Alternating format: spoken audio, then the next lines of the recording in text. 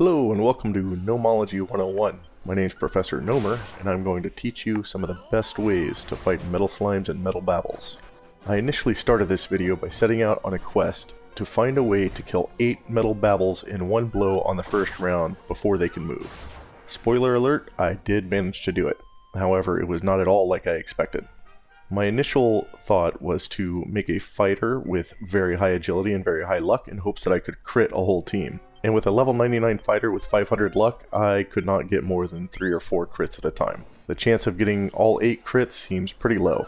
I spent 20 hours of footage on that. And then I found 2 very nice little secrets that I have not seen talked about yet. So I thought, hey, why don't I share that with the YouTube bros and see what they think.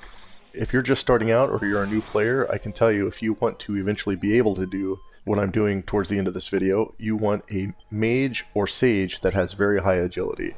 So your best bet is to start off with a thief early, feed them lots of agility seeds and luck seeds. If you aren't very far into the game yet, this is the first area you're seeing. It's called the Tower of Transcendence on the top level. It's not the best spot, obviously, but it's the first spot that you can find lots of metal slimes. The 2 spells you're going to need for this are Puff and Hocus Pocus. Puff, once he does his flame breath, actually kills metal slimes no matter what. They don't resist it, and they don't do 1 point of damage. It actually does full damage. I don't know if it's an oversight in the game design or what, but it works every time.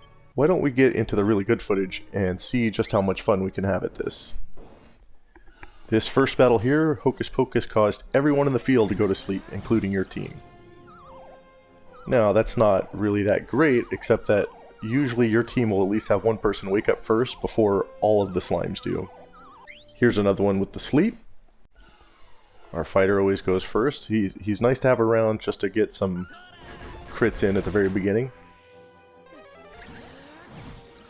Now they're asleep, and you'll see one of my gadabouts is actually still awake even. And unfortunately this one ends with the Eye of Sauron. That's one of the bad Hocus Pocus effects. It's not really bad. It makes the enemy flee and you don't get experience for the ones that fled. This one I like. It's the Confuse. It confuses the whole field, including your team. And if you manage not to kill yourselves, you see the metal slimes will kill each other, and then once you have somebody unconfused, they'll start killing them too. Here we go. This one's the Fireworks. So the Fireworks work just like when the gadabout sneezes or tells a scary story. It's a 1-round miss, but it doesn't affect your own party, so you get a little extra time to lay some damage down.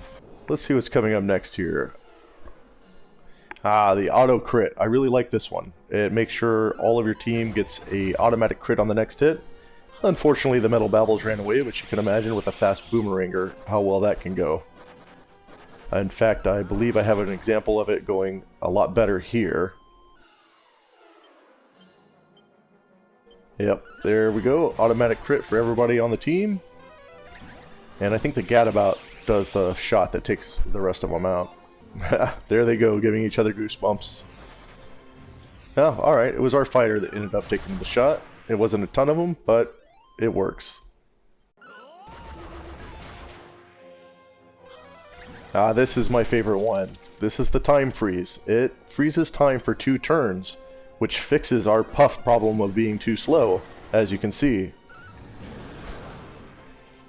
There is one better effect of Hocus Pocus, but this is by far my favorite. I don't know, it just feels like an actual wizard would do it. Let me freeze time and turn into a dragon and blast everybody. Toast them up. Oh, we missed it on the first one. It's the next round. There we go. Time freeze. Turn into Puff. And boom. All dead. Okay. It's only 2, but the thing is it's guaranteed, right? And so every time you get a time freeze, whatever's on the field is yours. You don't have to hope for crits. You don't have to try to use all of the 1 damage abilities, 2 damage abilities. Maybe you'll insta-kill, maybe you won't. And you have a chance for that. The explosions all over the place. The explosions kill everything on the field. Not nearly as fun as the Puff spell, but hey, you get lots of experience this way too. I'm really quite surprised how often they explode too, because it's such a powerful spell. Like I've mentioned, I recorded this over an hour time frame, and I believe I got 4 explosions on good battles. anything where I only took out one metal babble or something like that, I went ahead and cut out. And I just fled. I fled from anything that wasn't a metal babble or a stack of metal slimes. This is a good explosion. I might even start skipping the metal slimes though, it's just not enough experience. I think it's something like 10 grand when you get all 8 of the metal slimes. When you split it up between 4. It's not bad if you're solo. It would be a little better, you know, then you're getting 40 grand.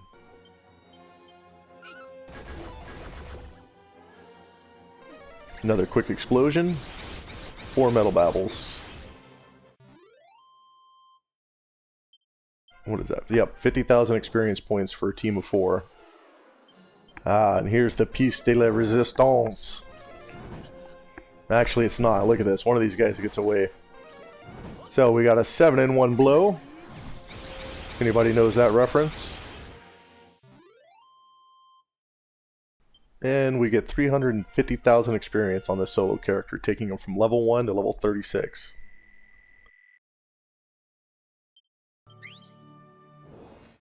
And here's the second one, 8-in-1 blow. I finally got it. Now keep in mind, I spent 20 hours at least trying to do that with a fighter. Could not get it done. Then I found Hocus Pocus. I got this done in 25 minutes. So bear that in mind. It took 25 minutes for me only attacking the stacks of metal babbles, whereas all the other footage came in the other 35 minutes with the whole team, because I was attacking more than just metal babbles. This here is post-game. I'm sure you know about the Tower of Transcendence, Slime Hill, and Slime Island, and even Remolder has a pretty good chance to spawn the metal babbles. Once you get to post-game, you can get here where the King Hydra spawn all the time, and you have a pretty good chance of getting metal babbles. Frankly, I flee from the King Hydra. If you've got a team strong enough to take those out quickly, they give great experience too. I think it's somewhere around 100,000 for one King Hydra. And there is a battle that includes 3 of them. That said, man, they got a lot of hit points. I don't know how much it is, but it takes forever to kill them. And with 3 of them, all the crowd control they would do, it's bound to be a pain if you don't have the perfect setup, and I haven't got around to looking at what to do on that yet. Maybe I'll make a video of that later. I don't know how many people like grinding at the end game like I do, but hey, it can be fun if you're into it.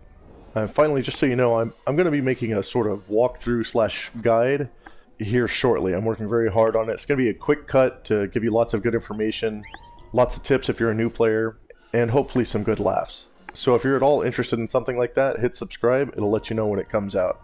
So that's about it for our video today. I really appreciate you watching. Hope you enjoyed it, and hope you have a great day. Class dismissed.